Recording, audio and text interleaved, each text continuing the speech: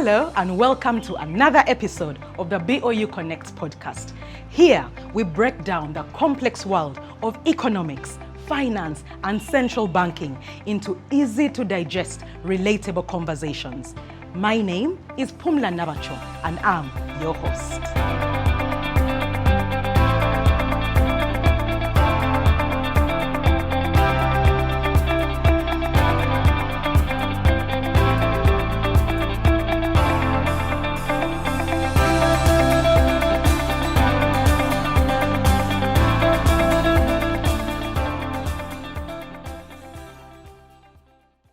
This month, we are honored to host a very special guest, a man whose steady leadership has anchored the bank through domestic transformations and global shocks.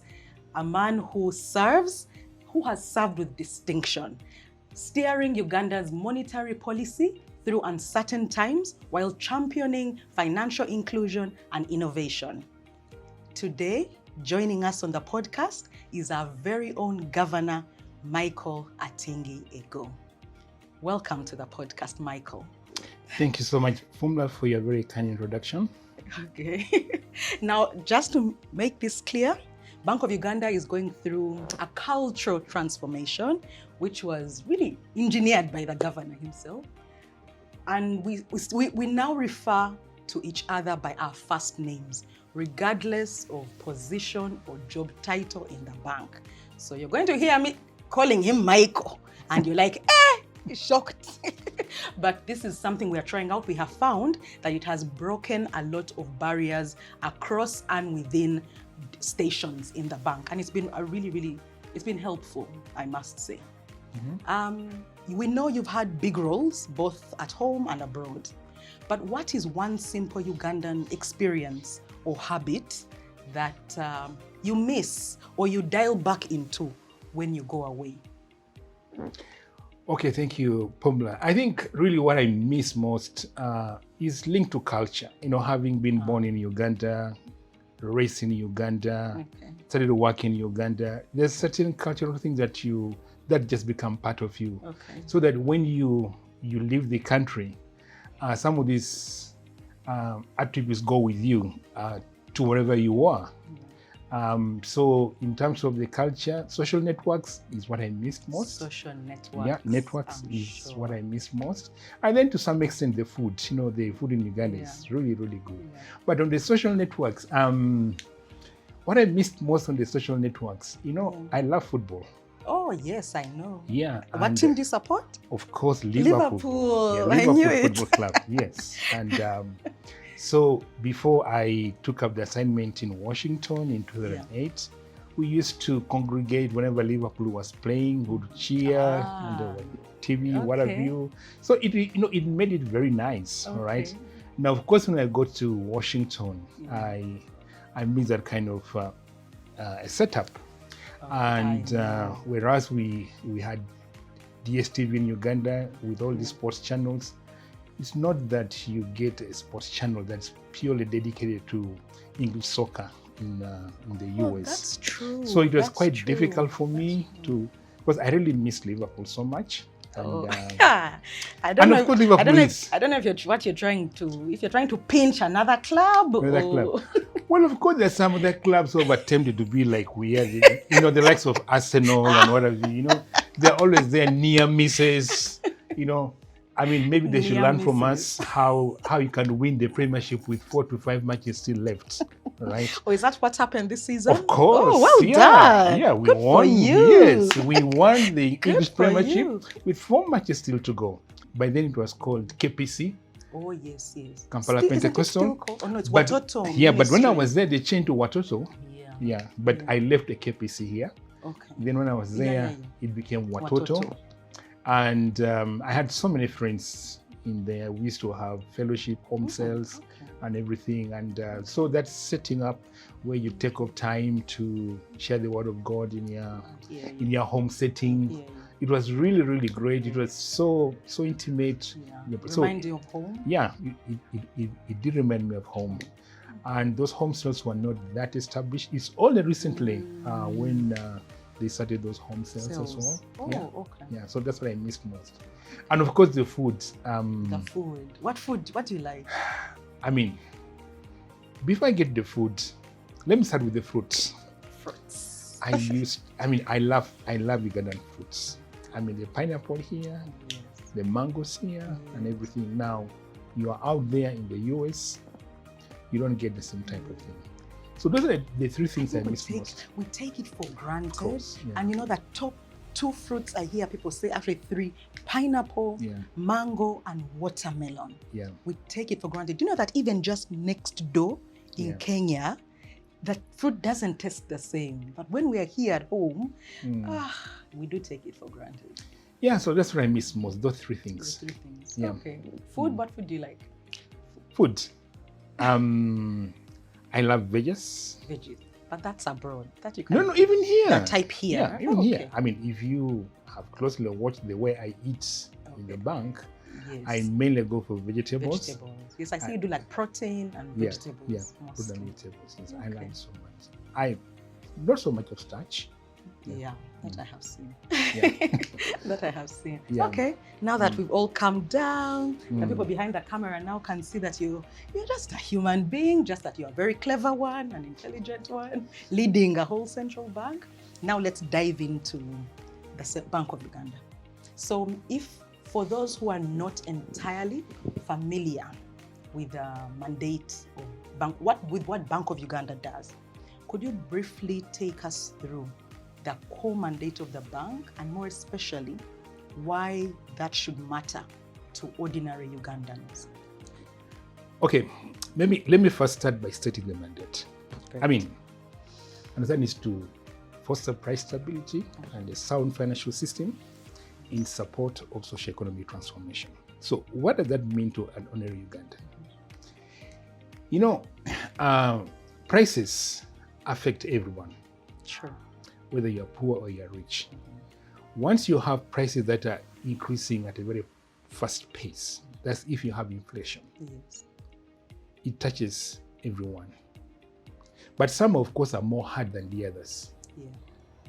And who are most hurt? It is the poor. Poor. Who are more hurt. Why? They're not well diversified. If you look at their assets, for example, they're very narrow. Yeah. A very narrow range of assets. It's either cash or some fiscal assets. Yes. So they are the ones who are most hurt. And then also, we know that if we have to promote growth, we have to have a sound financial system. Why do we need a sound financial system? We need it to intermediate savings and investments. And if we can get more savings, then it means we can intermediate to increase the amount of investment in the country. Yeah. And once you increase the amount of investment in the country, then you can have higher growth. But now, if you look at, for example, the number of people who are financially included in this country, there's still a lot of work that we need to do.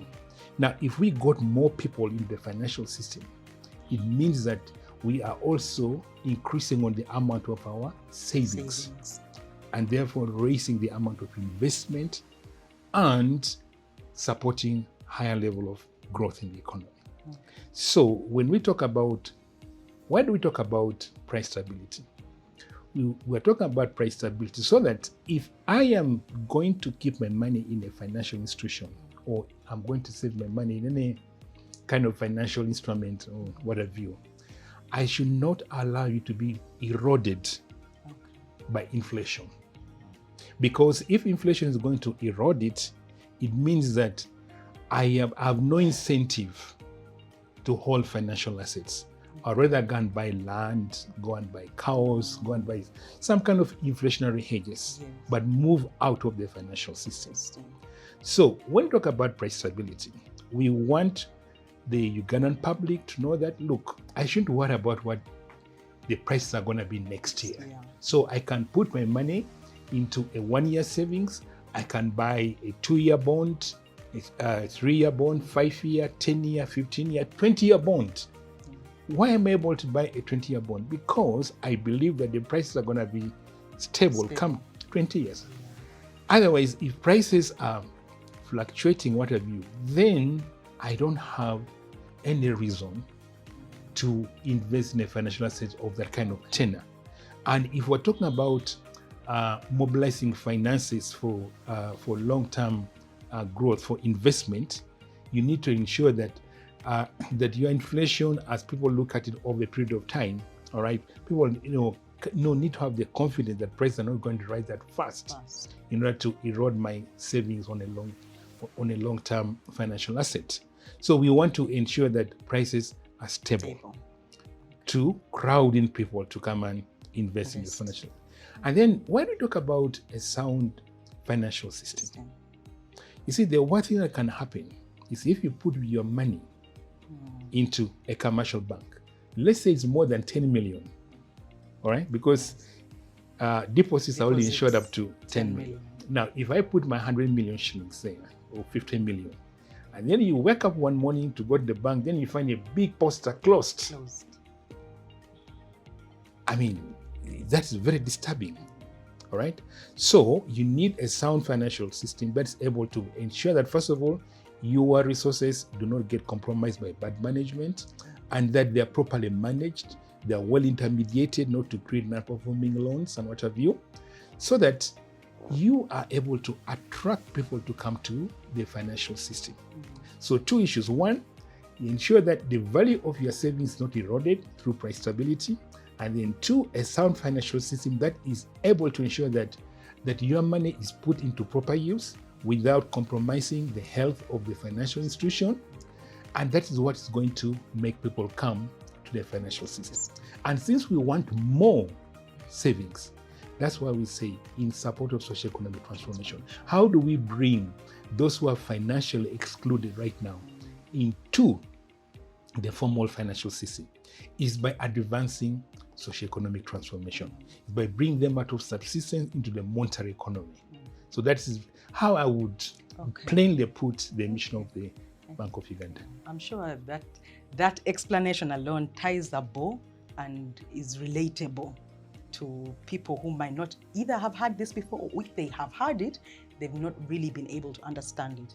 And given what you have said, I might be biased, but I think during your leadership, we've done a great job, I should say. We've had inflation. We've managed to control inflation and manage it around the target.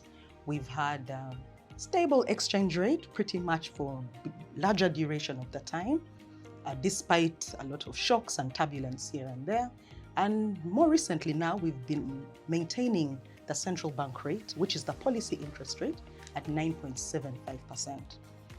We had just earlier this month, we had a monetary policy committee deciding to maintain the central bank rate. What does this policy stance mean, and how does it protect Ugandans? We've done all this amidst a very challenging environment. Yes. And so to me, macroeconomic stability is key, whether the environment is challenging or not. So when we went into this challenging environment, remember it started with COVID-19. Yes. And then after COVID-19, we went into the Russia-Ukraine crisis. Yeah. And then we saw inflation begin to pick up as a result of the sanctions that had been put in Russia. Inflation began to pick up, particularly in some commodity prices, but this quickly spread through the broader basket of the goods and services. And then as the advanced economies began to raise the policy rates in their countries to deal with inflation, we saw a reversal of portfolio flows. And that reversal of the portfolio flows in Uganda led to a massive depreciation in the currency. You recall the currency was about 3,700 at around, if I recall very well, around March 2022. By the time we were in June, July, it was shy of 4,000, right? That's how bad it was. And then that very year again were not helped by the fact that we had an extended drought. Yes.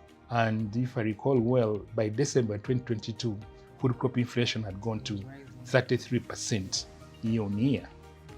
So we were dealing with a very extraordinary circumstances, extraordinary challenges, which required not business as usual, but required extraordinary measures. Right? So if we had to deliver macroeconomic stability, which Ugandans are craving for, given these extraordinary circumstances, extraordinary challenges, we needed to think for extraordinary measures. Outside the box kind outside of the thinking. box. So in other words, what shaped our thinking in dealing with inflation? But remember, government, and correctly so, did not even think about subsidies because they're not sustainable, sometimes they're not properly targeted, and therefore they cannot maybe achieve the objective for which they've been put in place. So they allowed a full pass-through. So imagine that confluence of factors. It was a lot. Passing through into the domestic price level. If you did not have measures in place, we would have had much higher inflation. So we had to adopt an attitude that how do we deal with inflation in this kind of environment? So we had to have strategic oversight. We needed to have institutional discipline. And then we need to have what we call adaptive policy making. If you have got to look for extraordinary measures in these extraordinary circumstances, those three things were key. Strategic foresight, institutional discipline, and adaptive policy making. Now, on adaptive policy making, let me narrow it down to monetary policy. We had to be deliberate. We had to be disciplined. And our monetary policy was data-driven. Yes. And that's what helped us in containing inflation. Inflation rose from about 2.5 in January 2022. The highest it peaked was in October 2022 at only 10.6%. Look at countries in the region. Inflation was much higher than that. But because of our strategic approach to it, our discipline as an institution, and our adaptive policy making, we were able to contain at 10.6. And since then, it's been down, it's now in low single digits levels. So that's how we were able to ensure that Ugandans enjoy macroeconomic stability. We had to think of so many other things, particularly in terms of the exchange rates. You know, when I just returned to the central bank, intervention on the sales side was enormous. But now we were faced with a problem that our reserves were coming down because we had intervened quite a lot to smooth out the exchange rate before it was shy of 4,000. And our sources of reserve build-up had dried up. It used to be the portfolio inflows. Now we're having portfolio outflows, so we could not rebuild reserves. Even the balance of payment support that helped us in rebuilding reserves was not forthcoming in good amounts. And yet we had to service debt. There were government imports which were creating outflows. So our reserves were coming down.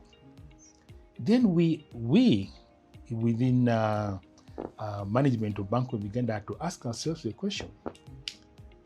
Do we continue selling FX in the market in such an environment? So we agreed that we need to limit the FX sales to the market as much as we can. And I think through a collaborative effort with the concerned departments, we've kind of like turned around that. We've been very innovative. We've not been able to, in fact, it's now coming to 3 years. We haven't sold a single dollar to the market. We've been buying, I think this year alone, between July 1 and to date, we bought close to $1.5 billion to help us rebuild reserves. Yeah. Okay. And I remember at the time when we were just starting to implement it, I remember there was a bit of resistance and the market didn't really understand what we were trying to do. And I think everybody was just on a, let's watch, let's trust the process and watch. Let's trust the process, because even all those measures that you were talking about, which our neighbors did. I remember even once in a while you'd hear people saying, why don't you behave like this country? Why don't you behave like the other country? And for them, things powered later, they seemed to be managing at the start, and we seemed to be going off course at the start. But when we measured our progress 2 years, a year later, 2 years later, we seem to have been the more triumphant ones, given those measures. Yes, you're right, Pumla. In a situation such as that, you have to be deliberate, you have to be decisive. And we were decisive in terms of monetary policy. Recall, we were able to raise the policy rate by 350 basis points in a period of 4 months. We raised the cash reserve requirements by 200 basis points. Yeah. So a confluence of all those factors reduced liquidity from the system. So in a time of a shock, you need to be very mindful of the following. One, be decisive. And then communicate. Communication becomes very, very important. Communication becomes important, and dealing with key stakeholders. So those three things were very, very important. One, decisive action. Two, effective communication, because you are doing things that you've not done before. Right? So you need the market to know what you're doing. All right? Yes. So that they are not put in some kind of suspense. And then three, work with key stakeholders, government and the market players. Now, and I want to really commend the communications department here, because I recall following the adoption of the strategic plan 2022 to 2027, you guys had to revamp your strategy to deal with that strategic objective of enhanced stakeholder confidence. And remember that enhanced stakeholder confidence was key in helping us. Actually, we use this like a tool, a monetary policy tool. We upped up our communication, right? Both on print media and whatever. Then we also increased on our town halls, when we were handing over health centers.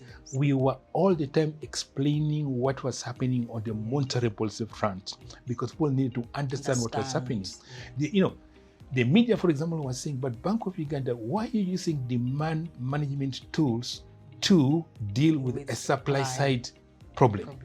We had to explain to them that, you see, monetary policy does not look at the first round effects of inflation. And what do I mean by that?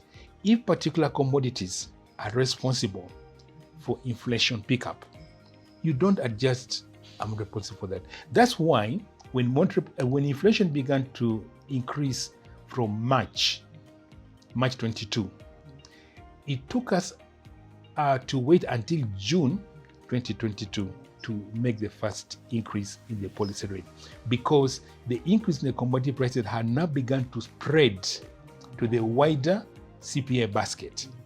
So when you have a generalized rise in the price level, then you can adjust your monetary policy.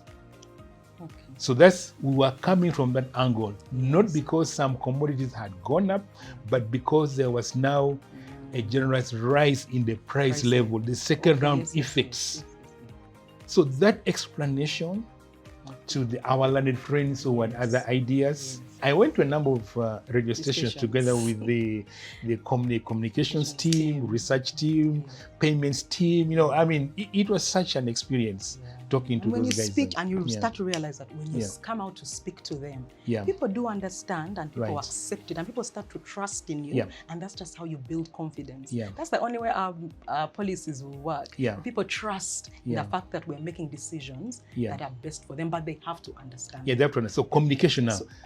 That enhancement of communication did help us in dealing with this shock that we had. And then thirdly, coordinating with the key stakeholders, particularly government, and then the market players.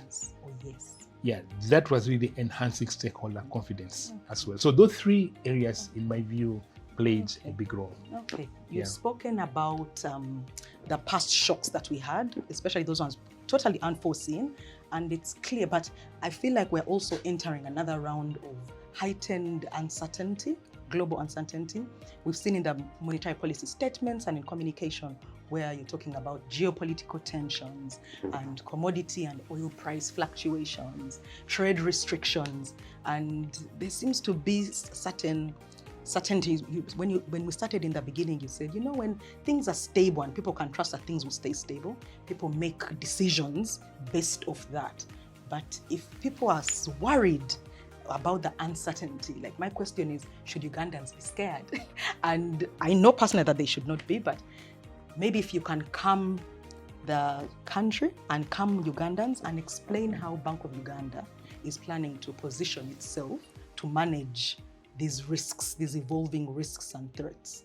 Let me begin by saying that, you see, the risks that we're really faced with are largely external shocks, right? And since the external shocks, they're likely to hit us through the exchange rate and everything, because what is being affected here, it is the prices of commodities internationally. The volatility in the financial markets is going to make it hard for financing to come by at reasonable prices. So you might find that interest rates might also increase. I don't know what direction it's going to take given the uncertainty.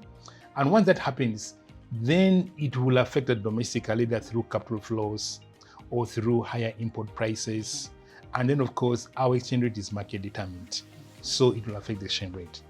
But one thing that I need to assure you is, one, because our exchange rate is market determined, we will do everything possible to ensure that it responds to the fundamentals, right, in a smooth manner, in a manner that's not disruptive. And I think one thing that the market has learned is that the Uganda currency is not a one-way bet. Yes. You know, in the past, they used to think it was a one-way bet. So they would take positions whenever the currency changes. Now, you take a position, and should it materialize, of course, you make a kill. But I think the market has begun to understand that the currency is not a one-way bet. So if you are going to take a position while knowing that the thing can change. Go anywhere. Because I will give you two instances. When the World Bank had aid to Uganda, the currency again almost touched like 4,000. And then in February last year, when some neighboring countries issued an infrastructure bond that had a very lucrative yield, we saw most players attempting to go in there. The currency actually touched 4,000. But Bank of Uganda did not intervene. We only used policy levers, and the currency reversed. So those who took positions, you can ask them what happened to them. All right? So the currency is not a one-way bet. We'll allow the currency to reflect the market conditions, but we'll do everything possible. So what am I trying to say? Notwithstanding this challenge that we're facing, uncertain the risk that we're facing, I think Bank of Uganda will do whatever it takes, whatever is necessary to ensure that we maintain macroeconomic stability. We have been baffled by these shocks in the past. We've been able, through our coordination with the Ministry of Finance, through our monetary policy and dealing with the market, we've been able to handle those shocks. So I think we'll do whatever it takes again. Since your appointment, previous appointment, what would you say or highlight as the bank's proudest achievements so far? Thank you, Pumla. To me, one of the biggest achievement to me that we've really worked on together with the management and the board has been the conclusion of the restructuring of Bank of Uganda. Restructuring is never easy. It's always controversial. You will have challenges here and there. But I think we stayed the course. We listened to what the issues were. We worked as the ExCom team, put in place a project steering committee to implement the thing here, and the proposals were presented to the board, and they were adopted, and we now put in place a structure, and we've had an interview process to populate that structure. And I must really commend the staff for having fully participated in the population, these interviews and everything. I mean, staff really took it very seriously. I mean, you'll find a staff taking leave to go and read and prepare for the interviews. So also it has caused movement within the bank, something that you would not have been successful if you had issued a memo that you're being transferred here like this. No, but this population of the structure has caused a massive movement of staff. So to me, that's a success. And it's going to help us in terms of achieving the strategic objectives in our plan. So to me, that's one thing. And I must commend the board, management, and staff for having weathered through this. Really big kudos to everyone. It wasn't easy. No, it's never easy. It's not comfortable. It's not comfortable. Yeah. But the lesson is, no matter what the challenge is, stay the course. Stay the course. Stay the course. Yeah. There's a saying that when the time gets tough, it's the tough we get going. Yeah. So I think Bank of Uganda has been tough. In this. So big kudos to all the staff for that. Then secondly, it is an open secret. I think we've really managed in terms of inflation. This is not an accident. No. Like I said, it has taken strategic oversight, institutional discipline, and it has also taken adaptive policy formulation. That's why we are today one of the countries with the lowest inflation world over, not just in the region, world over.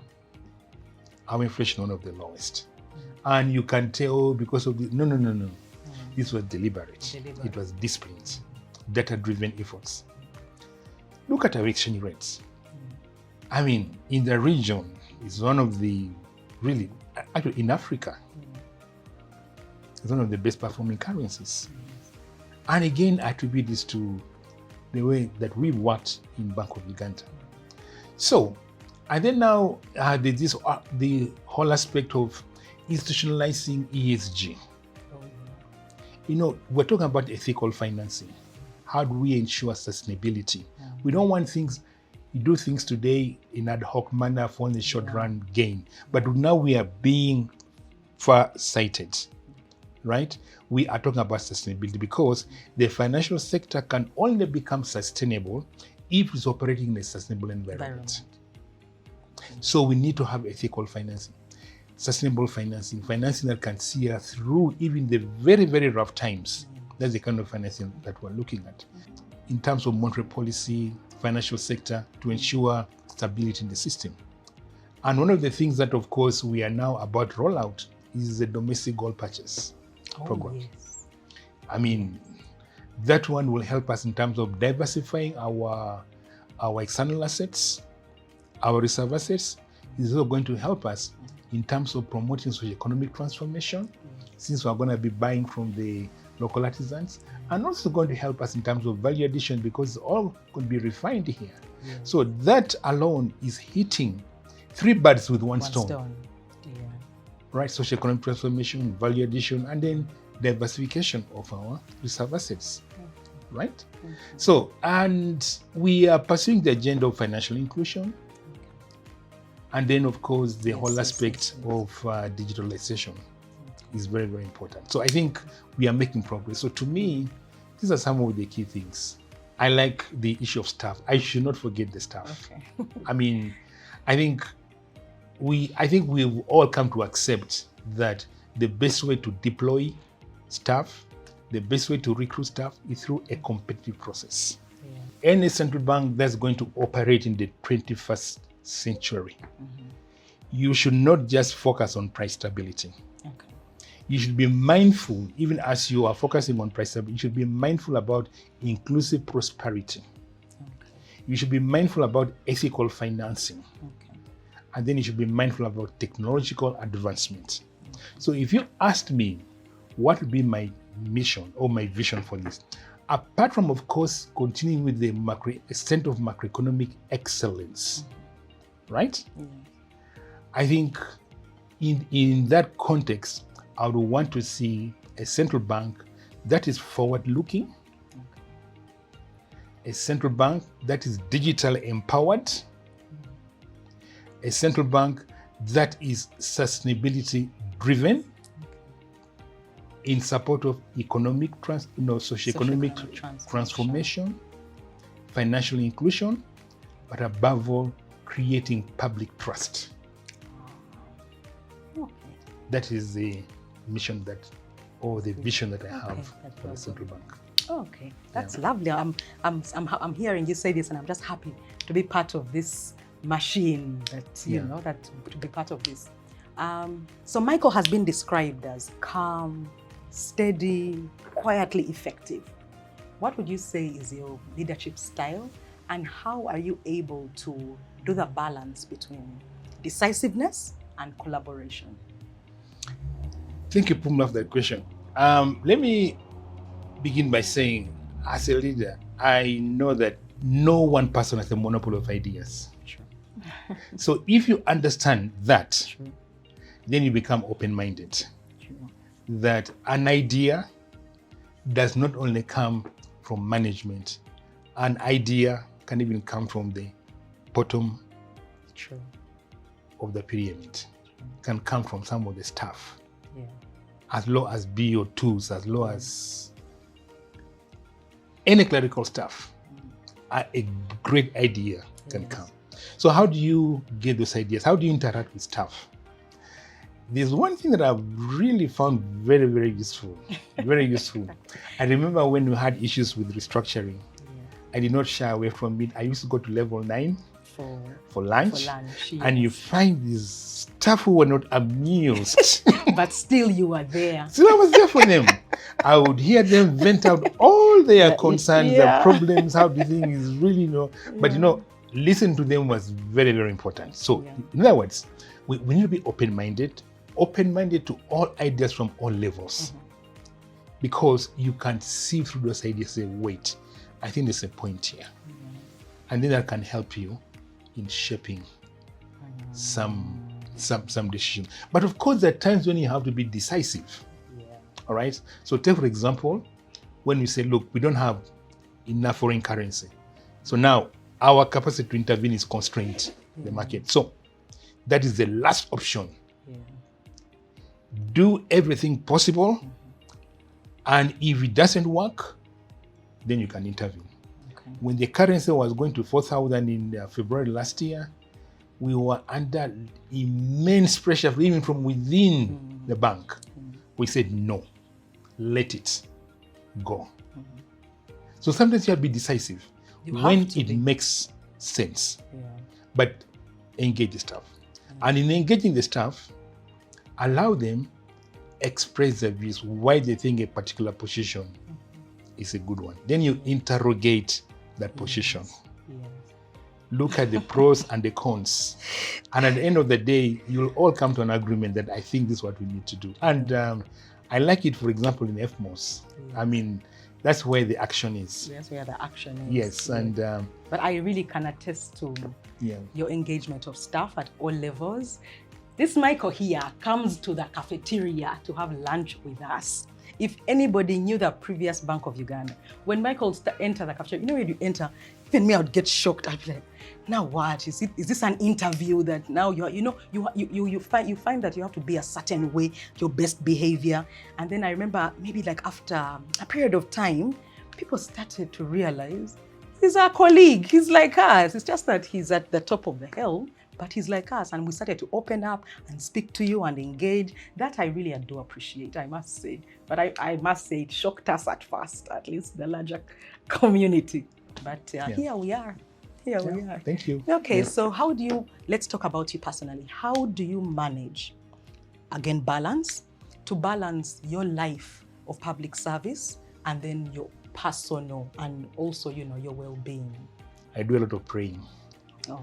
Before I come to office in the morning, I go on my knees, asking for a spirit of discernment, wisdom, knowledge, and proper judgment.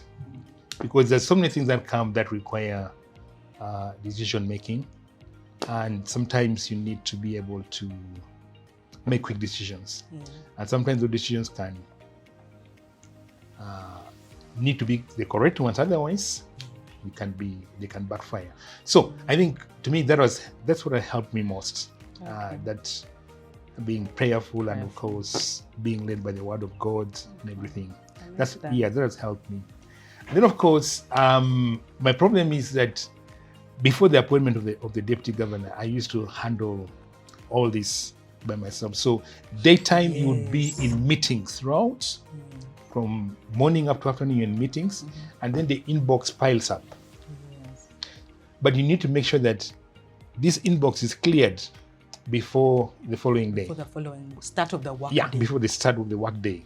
So I would come home and make sure that I clear all that. Yeah. All right, and sometimes you would find yourself clearing some very weird hours. We know. We've been on the other side of emails coming in at 4 a.m. Yeah, but And wondering. it was not deliberate. It was just... And then the same person sending the email at 4 a.m. is with you in a meeting at 8 a.m. I used to wonder, do you sleep? I mean, I'm not to adapt, I mean, because I need to work to, to get cleared. Extraordinary circumstances. Yes, require extraordinary measures. Yeah. And then, of course, but what used to help me so much was working out also. I mean, take for example, after I done my prayer, I gonna hit the treadmill. Oh, okay. Oh, yes. Okay. I do like 45 minutes to 1 hour on the treadmill. I sweat a lot. Okay. By the time you sweat, then you can have a cold shower. Yeah. You can come for an FMOS meeting. Fresh. Very fresh. Right?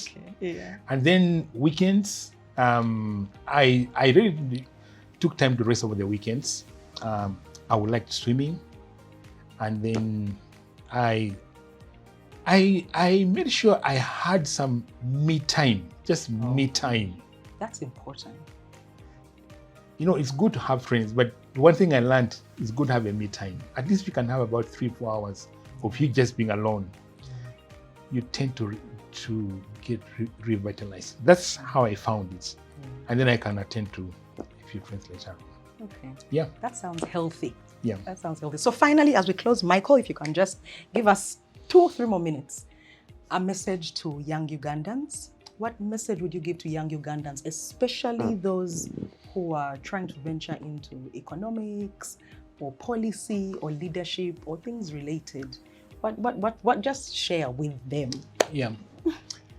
I think the world that we live in is a very challenging world.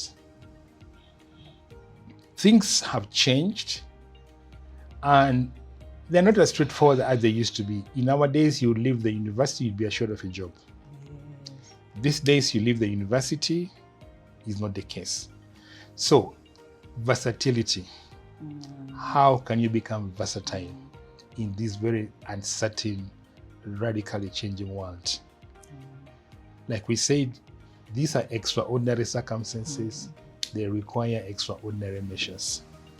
So I think what we need to do is, I would encourage these young people to become versatile. Do as many courses as possible to make you take up a job that will come on the market. I might have done SWASWA in the university if it's still there, social work and social administration. How do you get a diploma in IT, certificate in IT, artificial intelligence, cybersecurity, and what have you? Because you don't know what job will come. Maybe it's even a associated job, but they will ask for a knowledge in IT. All right, so be open. Can even go for a professional course like a CCA. I know some lawyers who have done economics and they make very good economists, right? So if you've done economics, can you try law? Because there are certain aspects of law that require good understanding of economics. So how can you make yourself versatile in this world?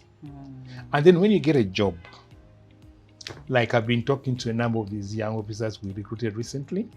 I've met a number of them over lunchtime and I've asked them, what's your vision about life? And, it's quite interesting. They think. So I tell them, look, versatility. You haven't arrived. You haven't arrived. You need to upgrade your skills. Look at where the world is going. What are the skills in demand? How do you participate in the innovative approaches? For example, Bank of Uganda now has strategy and innovation department. How are you going to take advantage of that innovation component of that department to do something that changes the business processes, to contribute to something? That is what is going to define your career, right? Don't think you've arrived, because there's going to be stiff competition going forward. So we're living in a highly competitive world, so you need to shape up your skills in order to survive in this very competitive world. Okay. Yeah. Oh, wow. Michael, you've been great. Thank you, Pumla, for this I knew you'd be great, but you've been greater than my expectation. exceeded expectations. If we were in an appraisal, Oh, so Yeah. I would give you 99.9999%. oh, thank you very much. Yeah, And you've been a very good host Oh, too. thank you so much. Yeah. So we appreciate that you were able to take off the time to Yeah. join us and share your insights with us. Yeah. I have picked a whole host and engage with you so often, so I always pick from you. But for today, it's the versatility. It's an extraordinary measure because we are truly living in extraordinary times. Yeah, so your leadership continues to inspire trust and confidence in the financial system, and I look forward to a future under your guidance. So thank you once again. Okay, thank you very much too. Yeah. Thank you, Pumla. And to you, our viewers, if you have found this episode enlightening and helpful, like, comment, and share this episode with your friends. Don't forget to subscribe to the Bank of Uganda YouTube channel and our social media platforms for more engaging and enlightening conversations. Until the next time that BOU connects. Bye.